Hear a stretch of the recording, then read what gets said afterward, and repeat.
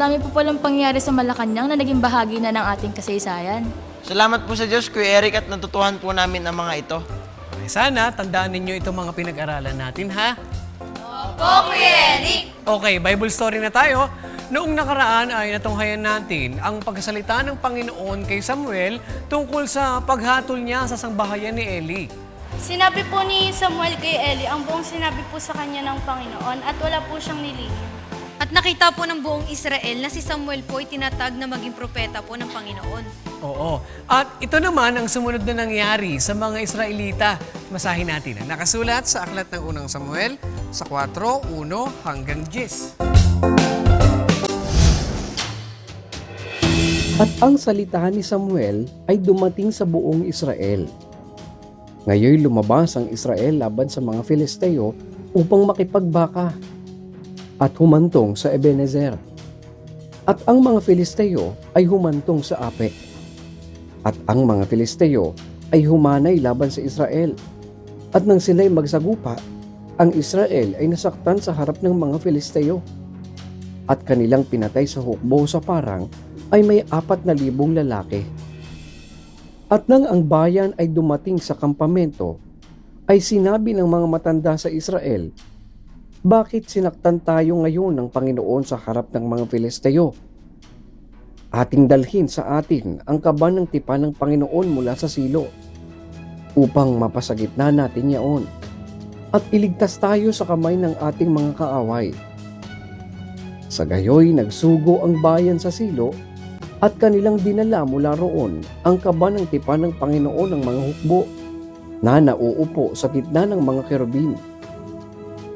At ang dalawang anak ni Eli, si Opni at si Pinees, ay nandoon na binabantayan ang kaba ng tipan ng Diyos.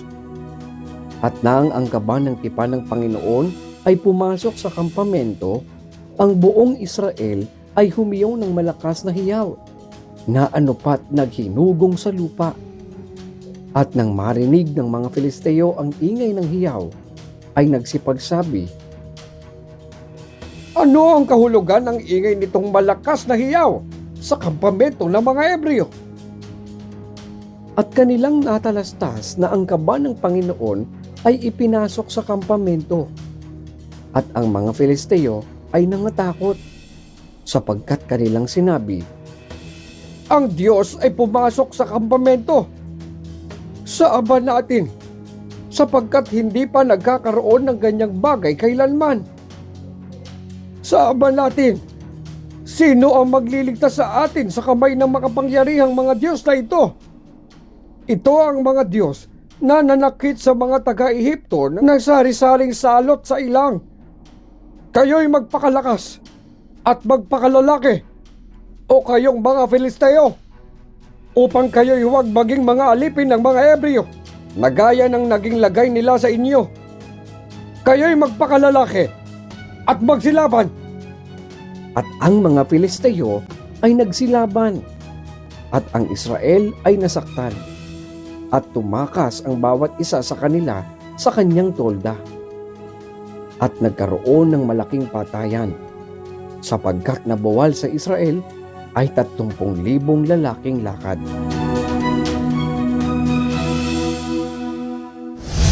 Naku, nagkaroon po pala ng matinding pakikipaglaban ng mga Israelita sa mga Filisteo. At kinuha po ng Israel ang kaba ng tipan ng Panginoon at dinala sa kampamento. Ano po ba ang nangyari sa kaba ng Panginoon? At sa dalawang anak ni Eli. Marami na naman kayong tanong, ha? Sige, God willing, bukas yan ang ating aalamin. Kaya't huwag kayong absent sa panonood ng Bible story. Ang Malacanang ay isa lamang sa makasaysayang lugar dito sa ating bansa. Dito naninirahan ang mga naging pangulo ng ating bansa.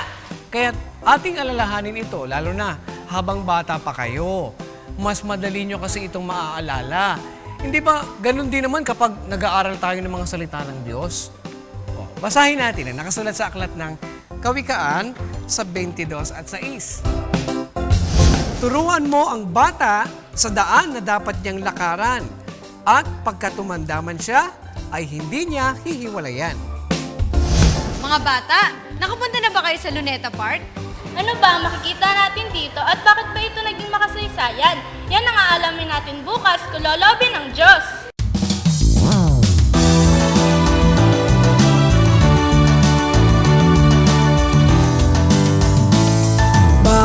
bansa at lahi ay mayroong sariling wikang namumatawi sa bawat labi. Ang wika ay kailangan sa pagkakakilanlan at magkaunawaan ang buong sambayanan. kay palatin ng bayan, sa iyo'y nasumbungan. Pilipino, wikang kinagisnan, huwag limutin ang kabayanihan. Isang lahi at isang bayan, wika natin pahalagahan. Sa isang wika may pagkakaisa, huwag nang ikahiya pa, ibandila sa madla. Kay palad kababayan ng ating pinagmulan. Pilipino, wikang kinagisnan, huwag limutin ang kabayanihan. Isang lahi at isang bayan, wika natin pahalagahan. Ang ating wikang pambansa,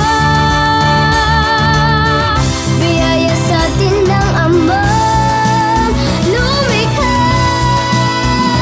Pilipino, wikang kinagisnan, huwag limutin ang kabayanihan. Isang lahi at isang bayan, wika natin pahalagahan. At sikapin natin na mabatid aral ng Diyos sa matuwid. Aral ng Diyos sa matuwid. Hanggang dito mga bata, bukas God willing ay muli tayong magkita-kita. Dito lang sa nag-iisang Bible School on Air, ang KNC Show, Noticias while we grow. Sa tulong ng ating Diyos Ama, isipan ay magliliwanag. The KNC Show, Noticias while we grow. Sa tulong ng ating Diyos Ama, isipan ay magliliwanag na.